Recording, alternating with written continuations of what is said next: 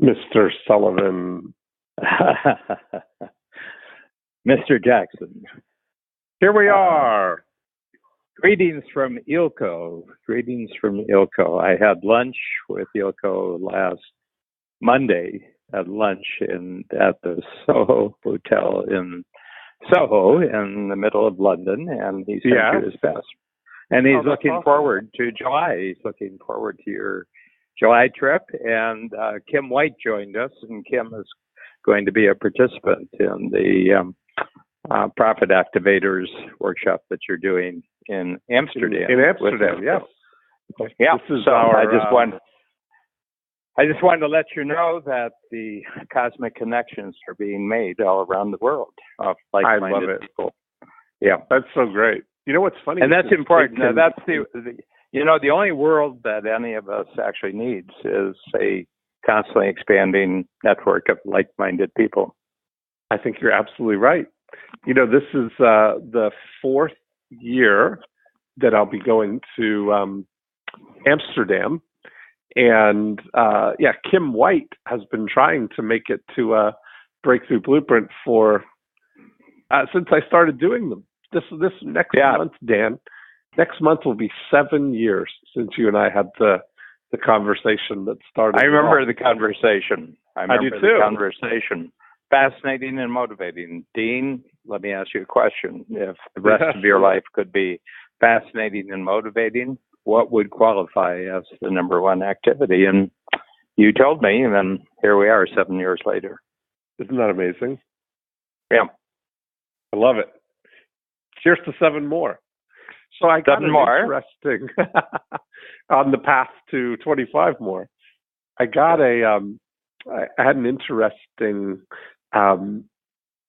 few experiences while we were on our we had a couple of weeks where we didn't speak here. So I'm anxious to hear all about your London adventure. That's where you were. Yeah, every May. You've been to Phoenix before that too. Yeah, we were at Genius. We were at Genius at the 100K level, and a lot of really great things. They actually did something very interesting for 2 days, and that is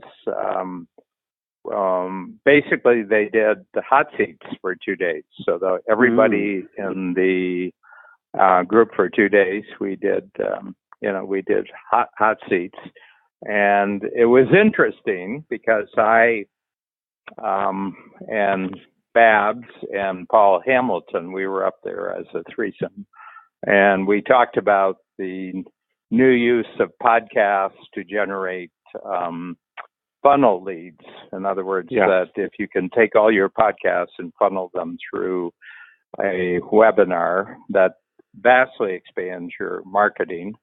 And we are doing the same thing with my quarterly books, which are now on Kindle, going up on Kindle. And so for 99 cents, you can download an ebook of the 17 that we have so far. 17 comes out in about 10 days. And then you can pull down the audio, you can pull down the video, you can do a mindset scorecard, but another click, it takes you to a webinar, and that webinar is a funnel webinar. And all this I've learned since I joined Genius Network. So, we were good salespeople, I have to say, right from the beginning. I think any entrepreneur who's successful in the marketplace, it's because they're a good salesperson. But that doesn't mean they're a good marketer. So there's a real distinction, which I've taken from Joe Polish, that being a good salesperson is when you actually get a chance to interact with someone. But what allows you to be in a position to interact with someone is actually a function of marketing. And I've noticed that, Dean, and you probably have too, in my own client base, strategic coach, that there's a lot of really great sales people, but the change in technology in the world has made it more and more difficult for them to actually be in front of people to actually make their sales. So a new skill is required. They have to master using, I think, Cloudlandia to actually put themselves in position where they can get their message out to more people. So that's what I noticed, and we got pretty good marks for what we're doing at this stage of strategic coach, where we are right now. Well, I mean, that's absolutely true. I do find it easier. Like if I have somebody come into the Breakthrough Blueprint and they've already got a great sales process, that's like a home run. It's a home run because the marketing then can amplify that. Yeah. Often I find people who have a really great delivery process, meaning they've really got a during unit that can deliver the result and get the outcomes for people, but they don't have sales or marketing. And we've got to, that's a more of a uphill thing. They have to learn both of those, Yeah, and it's very, very interesting because most training in the world, you think about all the different activities that make up the world. Most of the educational and training process is the delivery of some sort of product or some sort of service. It's about delivering it and actually having someone actually purchase what it is that you've trained yourself for. But that's like step number 3. And when I came into the entrepreneurial world, step number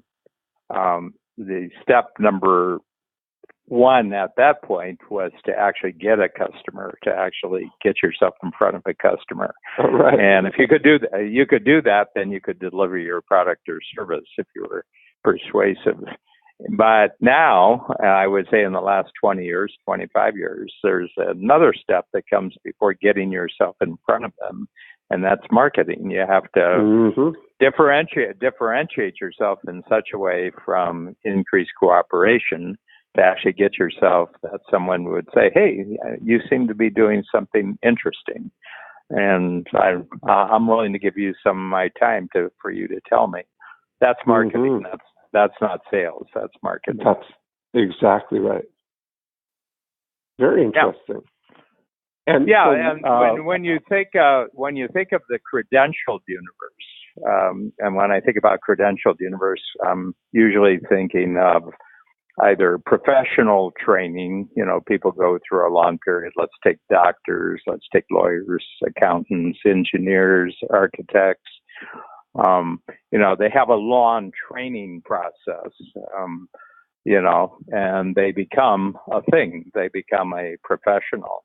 But that credential as a thing doesn't market you, and that credential you have doesn't sell anybody. It doesn't sell anybody. It's like you've gone and you bought yourself a really nice suit, but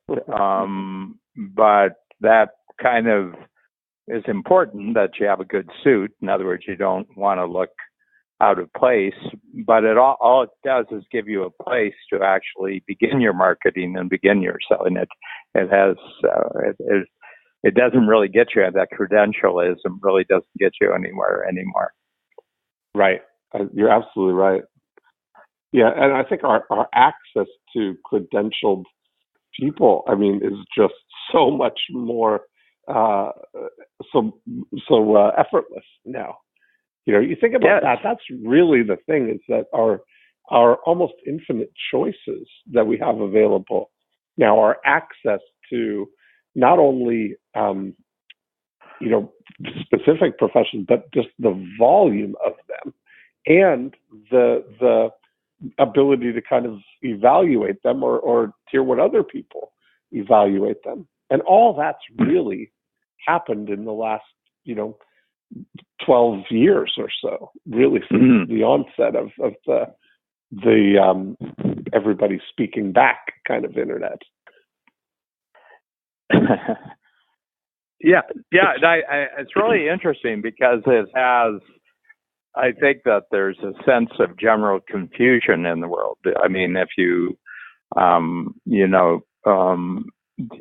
Almost every narrative in the world is how uncertain and how unpredictable and how complicated things have become in the world.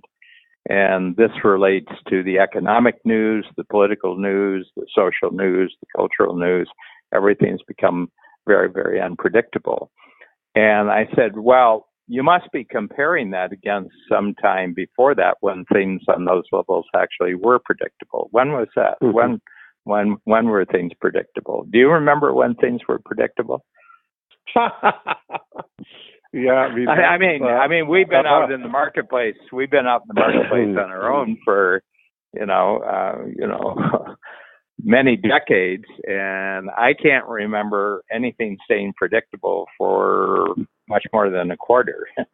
90 days, and then all of a sudden you got to be on your toes again because something I thought was predictable isn't predictable anymore. I mean, one thing I've definitely noticed though is the frequency or the velocity of that unpredictability. Like that's one of the big things I was thinking back to, 25 years ago. The velocity of access to information or the frequency to access it, because essentially you had, your whole routine of 6 newspapers a day. That was cutting edge. Like that was as fast, as up to date as you could be in the marketplace, right? Like you took that time. And that was an event, and the newspaper arrived one time a day, and that's what you had access to. You could watch the news at 6:00 and 11:00 or whatever to get a sense maybe of what's going on. 8:00 and 8:00 in the morning, because then they, the early morning news. Yeah, and as a matter of fact, I don't know if you remember this, but. When I moved to Toronto in 1974, we're just coming up on my 45th year in the first week in June. So June 5th of 1971, I moved to Toronto from Maryland. I graduated from college in Maryland, and on a Sunday, got on a plane on Monday, reported to my advertising agency on the Tuesday, and on a Wednesday I wrote my first ad, and I love it. And that was a great transition, and because I had gone to a college where you studied great books of the Western world going back 500 years, where how in touch with the past were you? You had to really have a good grasp, and then within a 4-day period I switched worlds where. In the advertising world, what you did yesterday, really didn't matter. What are you going to do for us today? So it was a nice, get used to a new world transition for me, and I loved it. And I loved it, but I've been in that world pretty much ever since for 45 years. It's always been about, okay, well, what you did yesterday, get some value out of it, but nobody's interested. Nobody's really interested. And just to stay on touch of what's the new game? What's the new game? Might be a small thing. Sometimes it's a big thing, but you're always having to pay attention to what's the new world. Yes. Do you recall what the first ad that you wrote was? What it was for? It was for Consumers Gas. Actually, this was the main supplier of natural gas in Toronto. It was a more or less a Toronto-based gas company, Consumers Gas. Maybe Ontario. I think maybe it was Ontario-wide. And I had to write an ad, and and I got feedback on how I could improve my ad, and and how to go deeper in understanding what the ad should say and what was meaningful to someone reading the ad. This was all print. Virtually everything I did for the first 2 years in advertising was print. It wasn't radio. It wasn't TV. people who got paid more to write got to do the radio and TV. I was pretty well, I was at the bottom. Copy cub, yes. Yeah. I was a grinder. I was a print grinder. Okay. You had to prove yourself as a print grinder. But print is, as you've proven with your 9-word emails, print can be much more powerful and differentiating than the Cloudlandia messages. Well, it is a Cloudlandia message in the sense you're sending it on email, but still print. It's from the spirit of print. Because all these things with the postcards and the it's you can imagine them as handwritten notes. Yeah, it's a print with a different kind of delivery. That's system. right. I think what you're doing, but knowing the language and knowing how to attract attention with the fewest number of words still rules the communication world. I agree. Now, I have read a couple of interesting things since we were together last. And one of those, just a couple of days ago, I saw an article that proposed that Da Vinci may have, like us, was ADHD as well. And that was an interesting thing. There was a article that was speculated as to why of the masters or whatever, he had a lot of unfinished projects. And have you heard this or know anything about No, I haven't. I mean, but I remember a phrase because Michelangelo and Da Vinci were alive at the same time. And Michelangelo was the person who could stay with things, and Da Vinci was the person who couldn't stay with things. And Michelangelo had a dismissive attitude towards Leonardo. He said, you says, you got a lot of talent, but why don't you stick with something? Is that true? That's what he said. That's funny. No. Yeah, it's very. I mean, like the Sistine Chapel. I mean, takes a lot of follow through to to finish a project like that. Yes. And there isn't much evidence of Michelangelo's unfinished projects, but with Leonardo, they're almost all unfinished. Or the different things that he tried, they're almost all unfinished.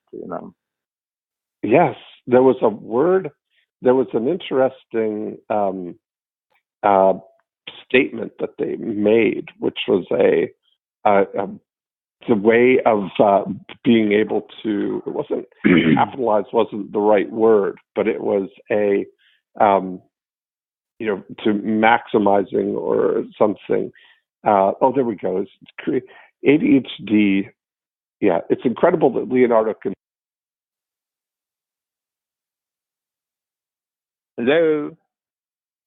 Hello.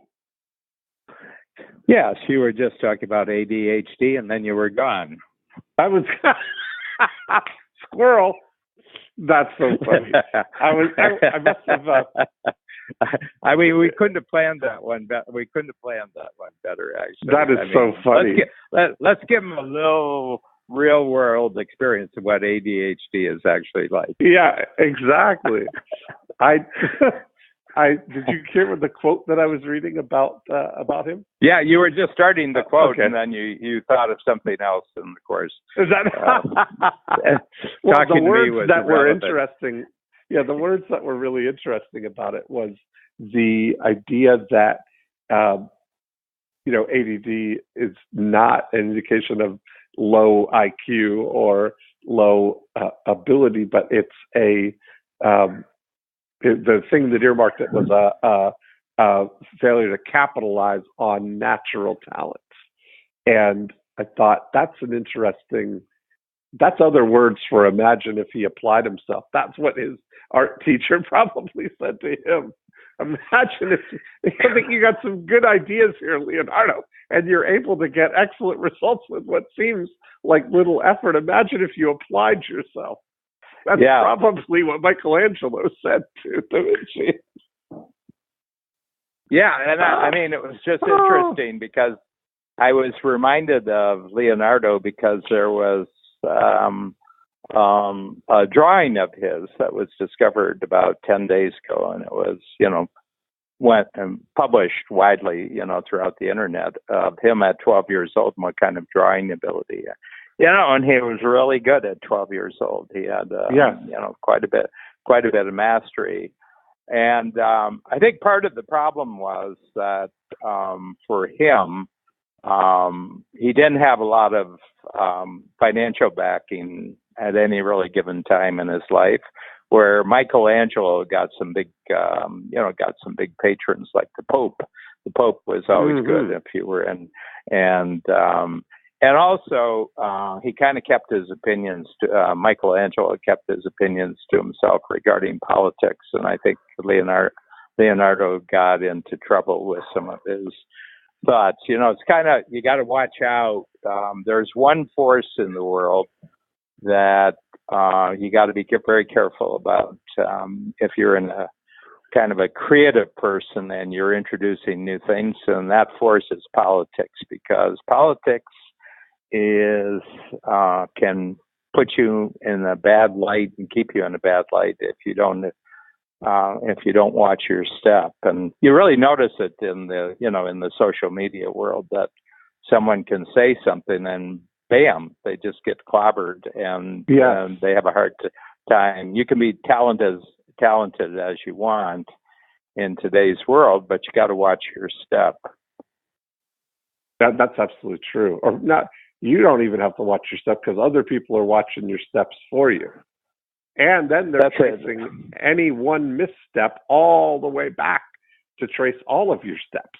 That's really what's happening. Well, it is, because there's now there's a record. I was listening to this Scott Adams, whose commentaries I enjoy pretty well on a daily basis. I watch his podcasts, and he said, in the social media world, we've got to establish some rules. One of the rules is what somebody said 20 years ago. You got to give him a reprieve on that. If you go back 20 years and you made a mistake, and, we should give 20-year forgiveness to people if they said something 20 years ago. Right. And the other thing he said, that if somebody says something stupid right now, they should be given a 3-day grace period to correct themselves. Yes. He's such a rational thinker, Yeah, well, I think, first of all, would you want that applied to yourself? And I think what he's simply saying, grant to others what you would like to be given yourself. Yeah.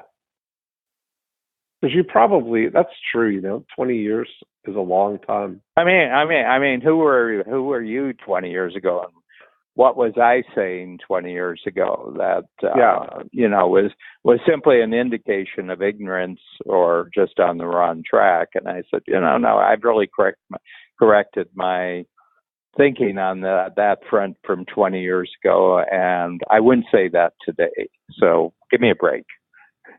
Well, that's it. In the words of Oprah Winfrey, quoting Maya Angelou, she said, "When you knew what you knew, you did what you did. And when you know better, you do better." Yeah. And I think that's good. And, since it's all saved now, and anybody can be caught up on something they actually were thinking and saying and doing at a previous stage of development, ask them if that, first of all, I'll ask them the question: do you still think that way, and are you still talking that way, and are you still saying? And if so, okay, well then that's, you've stuck with it. But if you've changed your mind, give us the up-to-date version of what you're thinking about that. Mm-hmm. Yeah, that's true. Yeah, this thing about gotcha. And, there's a thing called presentism. I don't know if you have come across this term. It's called presentism. And that is where people are now going back in history and judging people who lived hundreds of years ago by present day standards. And it's really not fair. It's really not fair. Oh, that's interesting. Like saying, well, that couldn't be anything because, look what he was doing then. Yeah. Yeah. In other words, you're treating someone like they're a modern day person, but they don't have the advantage of being in the present day. They were 200 years ago, and you're judging them on how they performed then based on what the present standards are. And it just destroys history. It destroys philosophy. It destroys all sorts of things. And plus, the person who's being judged was a tremendous achiever back then in a way that the critic is not today. Mm-hmm. Mm-hmm. Yeah. It's easy to be a critic of other people's behavior and other people's words, but if you had to compare the quality of their actions and quality of their thinkings in relationship to their time, maybe what they achieved back then is a lot more than you're achieving right now by being a critic. Yeah, I think that's almost always true of any sort of critique, right? Yeah. I mean, criticism is really easy. Criticism is really easy. Mm-hmm. Creativity takes quite a bit more talent to be a creator than a critic. Mm-hmm. And risk. I mean, that's the risk. Oh, yeah. Criticism. Yeah. Criticism is where you hide so that you don't have to take any risks. Yes. Yeah, that's an interesting. That was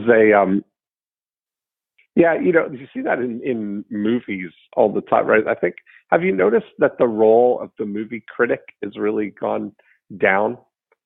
That you don't really, there's not remember how important Siskel and Ebert were to the movie world? Oh, yeah. That, you get a thumbs up from Siskel and Ebert, and now that has really shifted to a self-regulating system now with Rotten Tomatoes really being the public perception of that.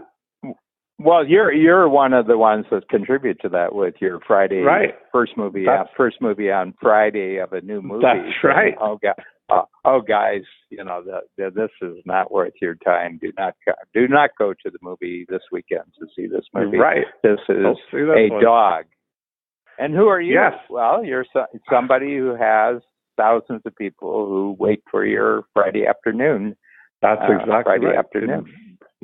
Investing our Friday afternoon, so you don't have to ruin your Friday night. That's been our tagline. Now, I remember Pauline Kael. I don't know if you remember the name Pauline Kael, and I think she was the New Yorker, either New York Times or New Yorker.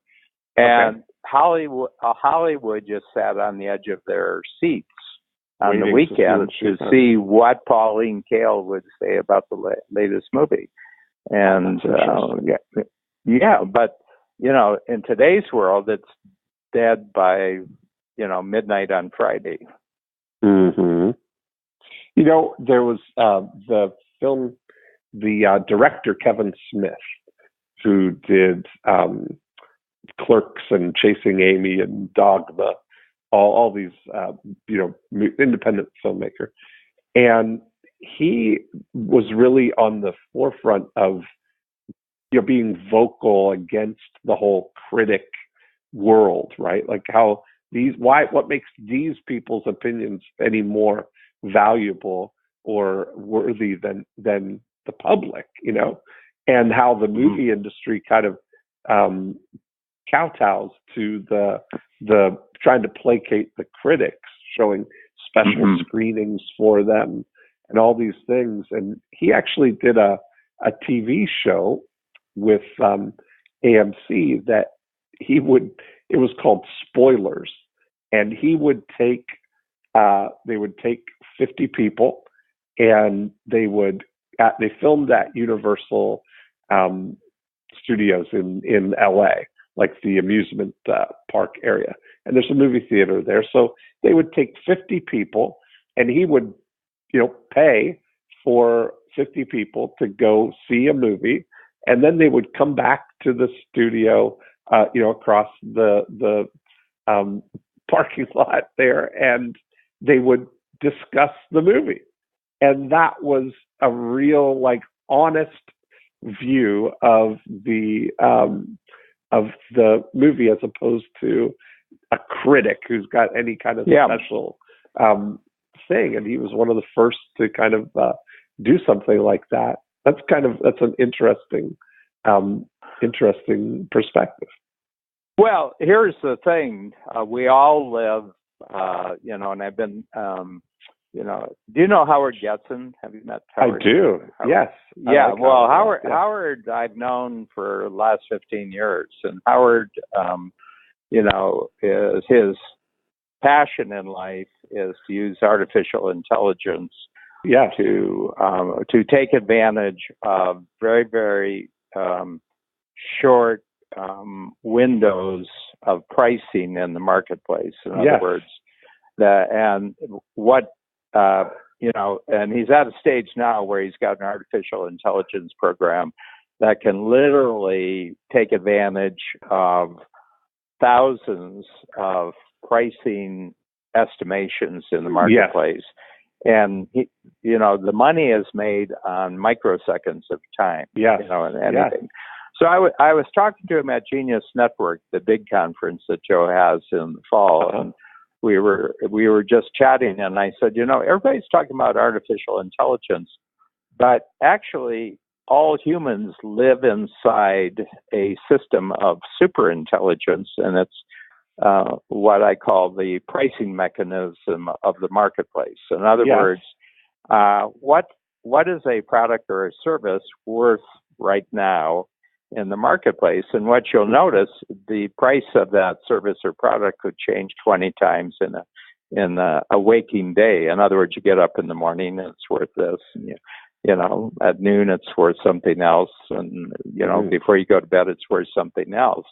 And that price is a collective determination. In other words, everybody who's involved in buying and selling that product is shifting throughout the day what anyone's going to have to pay for it.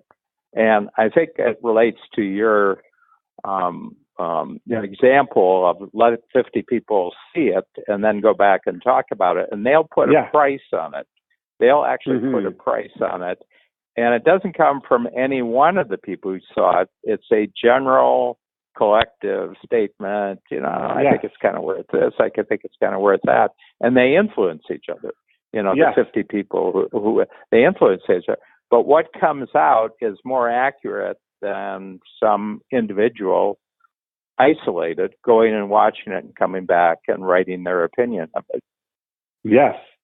That's that you mentioned something about super intelligence there. I was just having a conversation with Harry Massey this morning about this word artificial intelligence, and we're kind of lobbying to have the A in AI changed to advantage intelligence as opposed to artificial intelligence, because that's really what it is. That's, you've mentioned. Well, first of all, it's really fast. We have a client that I do. I do quarterly. We have a book discussion, and every time the word artificial intelligence is used, he said, "I'd like to substitute the word really fast computing." Really fast computing. That's great. That's really what it is. Yeah. He says, which is an advantage. Really, it's an advantage, and the advantage comes that it can crunch all the data from a particular experience faster than any human can do. And so it's, when you look at go ahead. You look at the speed of it, and I had a conversation with Howard about that very thing. That when you look at the how many computations per second it's doing, when you look at the it's like if you had the advantage of pushing the pause button before, every second, and having, I don't know how many, but let's say 1,000, but it's way more than that. But it's almost like, yeah. But anyway, to be able to do that, almost like take that much time to research and evaluate all of the data, like to know, those numbers are knowable, to be able to then predict what's going to happen in the next, 10 seconds of this is a big advantage, because you can make your prediction and then move it, advance it ever so slightly, one more, millisecond, and see if it's heading in the right direction. It's a pretty interesting thing. Mm-hmm. And that's just Now I've got a new thought for you. I think I brought this thought up before, but it's a thought that stayed with me, and I find that thoughts that stay with me over a long period of time it's one of my tests if it's worth going more deeply about it, like the whole notion. Yeah, it's kind of like you should be, finding joy in your procrastination. That thought stayed with me. And I had to tell someone about it, and you're an ideal person to tell something like that, because you immediately said, "Oh, that's an interesting thought." Yes, that's it. But here's the thought that the most disruptive force in the world is actually unpredictable consumers with a new capability. Wow. So what I mean, yeah. So what I'm looking at, because I've been head on in this venture with Peter Diamandis with the Abundance A360. We have the conference, the early conference, and then an ongoing series of constant webinars and reports throughout the year. And if anybody's interested in the Abundance A360, it's really great to be in touch with someone who's kind of like a scout out there, introducing and interviewing really, really interesting people who are doing new things technologically. But what's happened, and this started about 45 years ago, I noticed is that technology was being positioned as a force that was now in charge of us, and it was now determining what our future was going to be. It's almost like we now have a force based on Moore's law. Moore's law being the speed up of technology every couple of years based on the microchip, and therefore this force is now in control of our future. And I said, the more and more I think about it, is that it's technology that's trying to catch up with us. That what in fact is happening is that human beings are feeling more and more confidence in aspiring to wants that don't quite exist yet. I want this. And it's totally unpredictable from second to second what kind of new aspirations human beings, and there's 8 billion of them or so on the planet. And anytime you give them a new capability, take social media, for example, or the internet, just the internet, all of a sudden humans start having aspirations for things that are completely and totally unpredictable. And talk about exponential. If you take 8 billion, kind of new aspirations that have never thought before, it's technology that's trying to stay up with the humans. It's not the humans that are trying to stay up with the technology. Yes, that is true.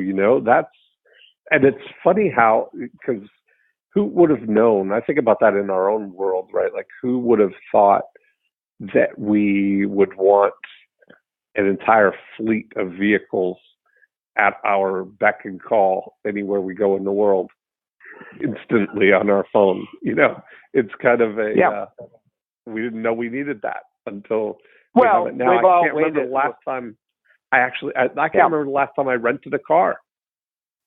Yeah.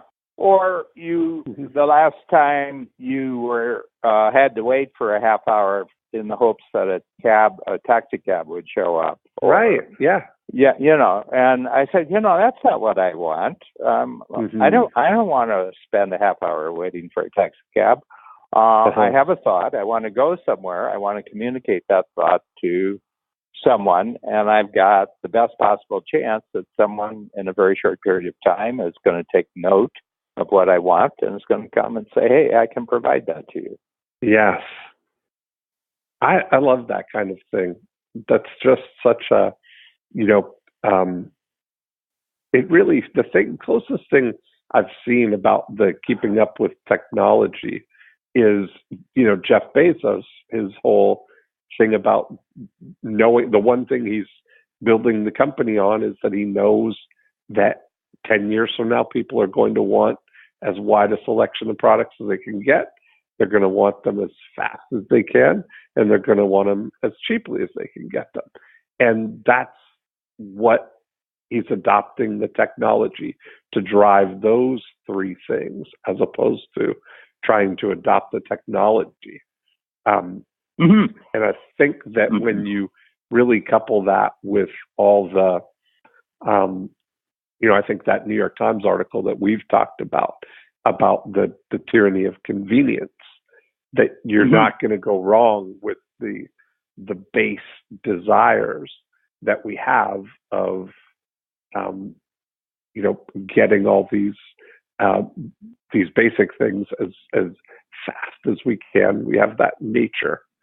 And I think that's where the real thing comes, is to tap into what is it that you're really kind of tapping the technology into to aid? Because I look at those base desires that we have as that's the jet stream.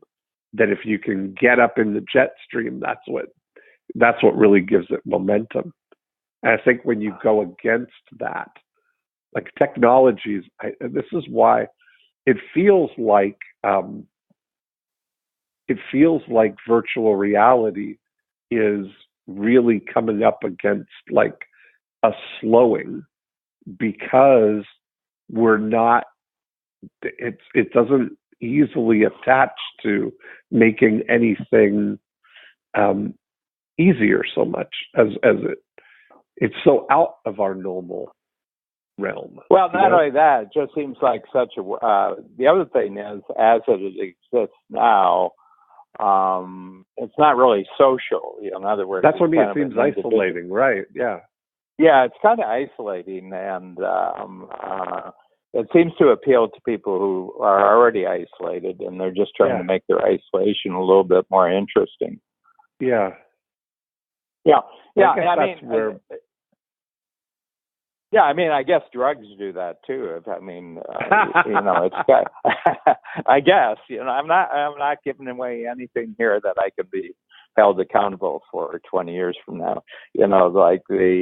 But the whole point is that there's the trivial and then there's the meaningful. And I think we want to pay as little as possible and take as little time to get trivial requirements handled, so that we've got more time and we've got more headspace for things that are really meaningful.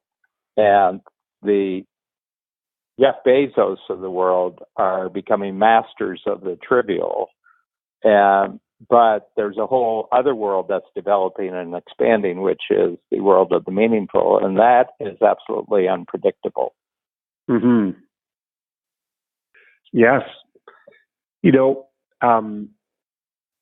don't know how this fits in that world, but I wanted to tell you about I'm observing the collaboration world, to see all this evidence of things that are pointing in that direction, the game changer direction. And yes, there's a really fascinating story that's just sort of rounding completion here.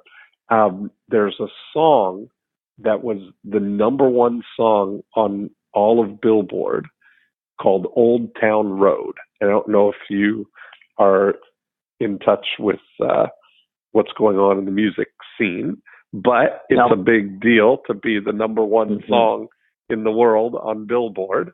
And even more when you listen to what happened to make that so. So there's this young kid, Lil Nas X.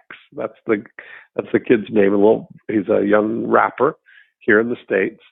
And there's another young guy named Kia in a small town outside of Amsterdam who was making beats in his bedroom, on his computer, making beats for rap songs are like the music that goes underneath what they rap on.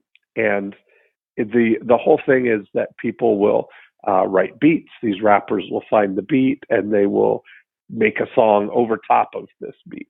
And so this kid in Amsterdam is making beats in his bedroom and posting them up on SoundCloud and YouTube so that they're up into Cloudlandia now.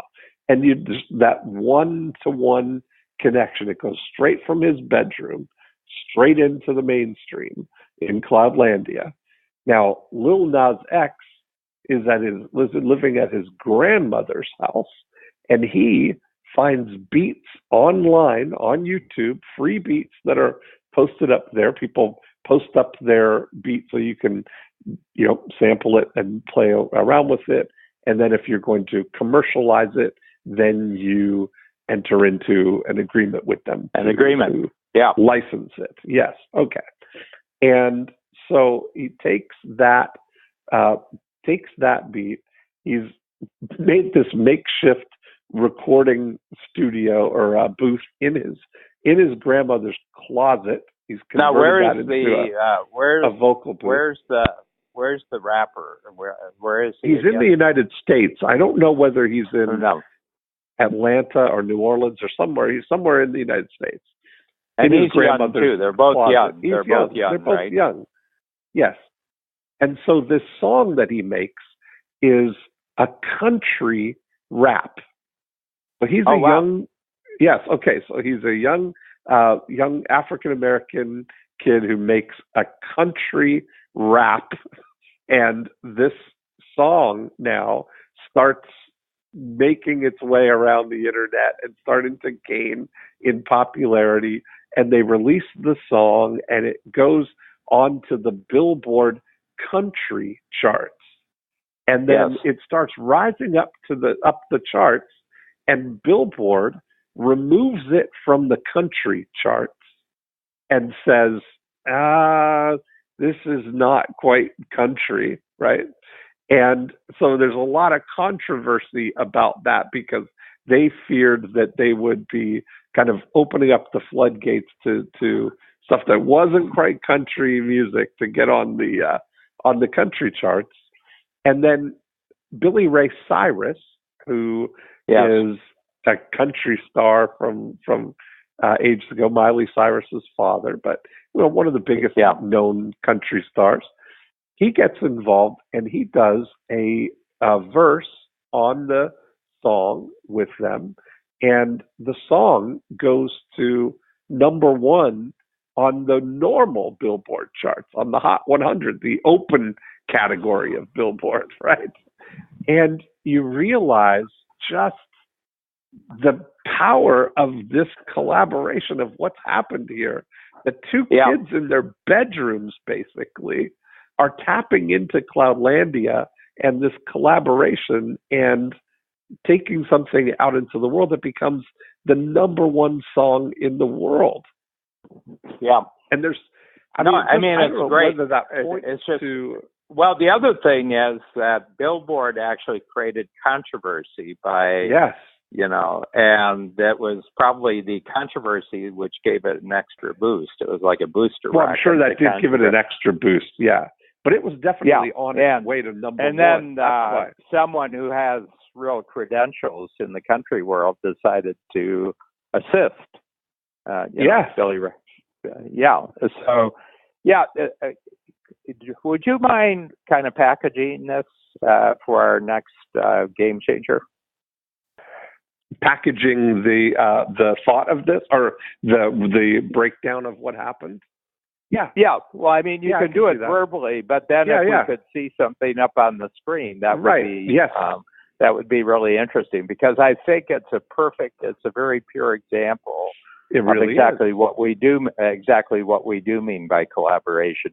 That's because exactly it. Obviously the beat had creative value to it. The words or the rap lyrics that were put to it had a value. And then there was a platform that they could put it on, which was, and then someone who has what I would say reputation and credibility says, "Hey, this is a good thing. Let's go with it. Let's take this." Well, it seems to me that it's a perfect version of collaboration. It just shows that this whole and that this, basically the marketplace. This is how it ties into what you were saying earlier, that the marketplace is the ultimate meritocracy. I mean, it really and it is. Puts a value on it, puts a price on it. That's exactly right. Not a single critic in the world has any power against the growth of this particular creation. This particular creation is going to go where the marketplace says that it's going to go, not some critic. That's exactly right. Yeah, it's a perfect example. So, how you look at how that's changed over the last 50 years. Like where would if you back then there were 6 guys who owned the record labels that determined everything that we got to hear. Yeah, well, you kind of like guys didn't like it, then you're in trouble. Well, it's like the National Film Board of Canada determining on who gets funding for a film. Right. There's like 6 of them, and they all have exactly the same political views, the same cultural views, and they have access to the money. And I knew somebody who was involved with that, and they said, "Well, here are the criteria you have to meet. It has to be slightly anti-American. It has to be." It has to be, even though it's in color, it feels like it's in black and white. It has to happen. It has to happen in winter, and it's about people who really don't have their act together, and they're basically nasal gaping, talking about how things aren't really, really good, and the world is. The world doesn't care about them, and they don't count. And that would qualify you for a grant from the National Film Board. Amazing. Very formulaic. That's funny. And it should not be inspirational at all. It shouldn't give you a better feeling at the end of the movie than you had at the beginning of the movie. And that would qualify for a National Film Board grant. On the other hand, every great Canadian movie produced in Canada that I've ever seen comes from Montreal or Quebec City, and where they give much greater leeway for someone. Hey, write a great script, produce a great movie, and we're off to the races. And if I go back 48 years, and I can count the number of really interesting, amusing, entertaining Canadian movies. I'm reading English. Subheads because it's in French. Amazing. I haven't seen great English speaking movie in 48 years because there's 6 people who control what I can see. Isn't that something? Yeah. So this is a fabulous, fabulous game changer collaboration. I think that fits. That fits in the same family as the Kylie Jenner collaboration. Oh yeah. Except this is a kid that didn't have 110 million Instagram followers, but the story of what he did to actually get out and Gee. push the song into the world. You're referring. Yeah, and the other thing is that probably both of them were just playing around, and then it got and then it in became their bliss. Substantial. That's exactly right. They were just having a good time, and they said, "Hey, maybe somebody will be interested in this." Yes. Yeah. Amazing. I love it. Yeah. Well, that's good. Yeah. I'll put together a couple of.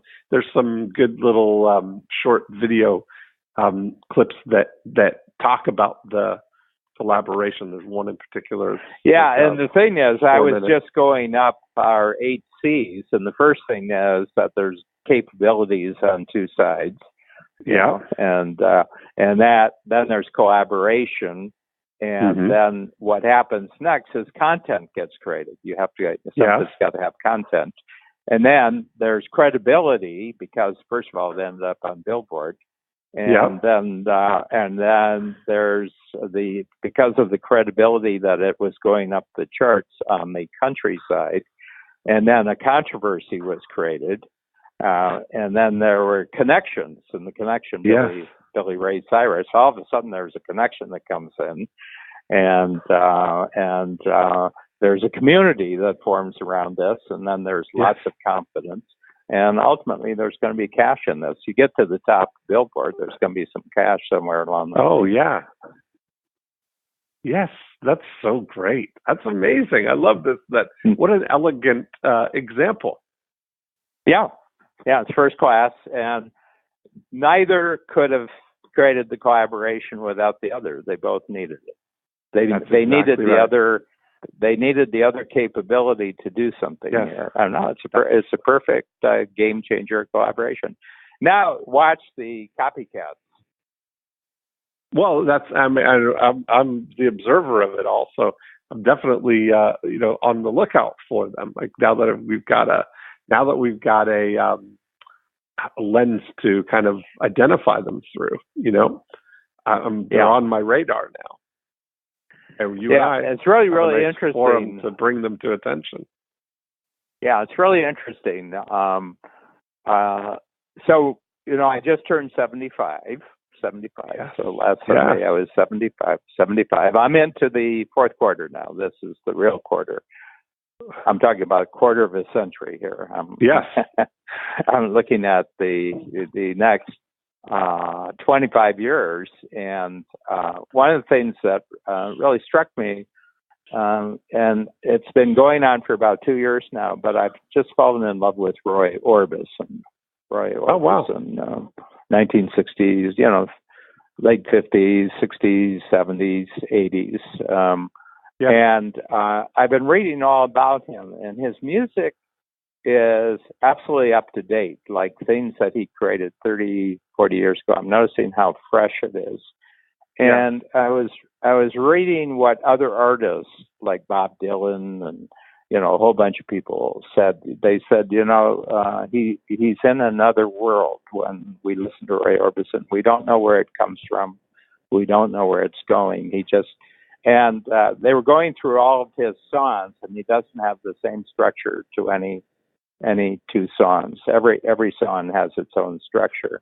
Oh, and they asked him why that was, and he said, "Well, I never learned proper structure." He says, I didn't go to a class that if you're going to have good structure for a song. He says, I kind of missed that. I was missing that day. So. I love it. He didn't apply himself to proper structure. And he said, I don't know what it is. I get a tune, I get a feeling, and I said, oh, this is really good, but you got to have a change here to make it interesting. And so he's the songwriter, he's the lyricist, and he's the singer. And I was thinking why he's my favorite all-time pop singer. And the reason is, I think that his voice was such, and his musicality was such, that anybody else's song, he could sing it as well, if not better than they could, but not one of them could sing one of his songs. He's the least repeated of any major singer, because nobody can do four octaves. Yeah, nobody gotcha. can do four octaves. Nobody can do four octaves. You know, Oh, he's wow. just got this voice. And four octaves without moving. Right.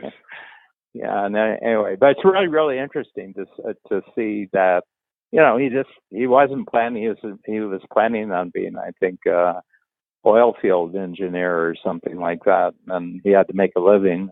He went out and just started doing this, and it took him a while. But I love this type of story, you know, just to find this type of story. And the thing is, I'll go back to my central thesis here. The most disruptive thing in the world is a unpredictable consumer with a new capability. Yes. That's I think this is going to be an interesting quarter for you. Yeah. To see what's going to happen in this quarter, you know, now that all well, I want to point people. I've got a little exercise, and the thing is to take a look at your biggest breakthroughs in relationship to someone who is a consumer of what you create for them, and what was it that was unpredictable about them that you gave them a new capability, and a result of that, they took off like a rocket.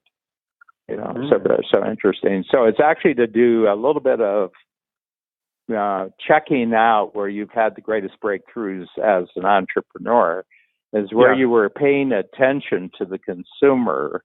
The consumer was aspiring in an unpredictable way, and you happened to come along and gave them a new capability, so they were able to achieve. And that couldn't have been predicted by anyone else, what you did. Right. I'm going to think about that.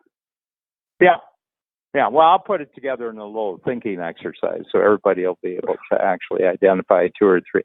Usually three. If you can get three where you've done this, you kind of get the pattern of what it looks like. I love it.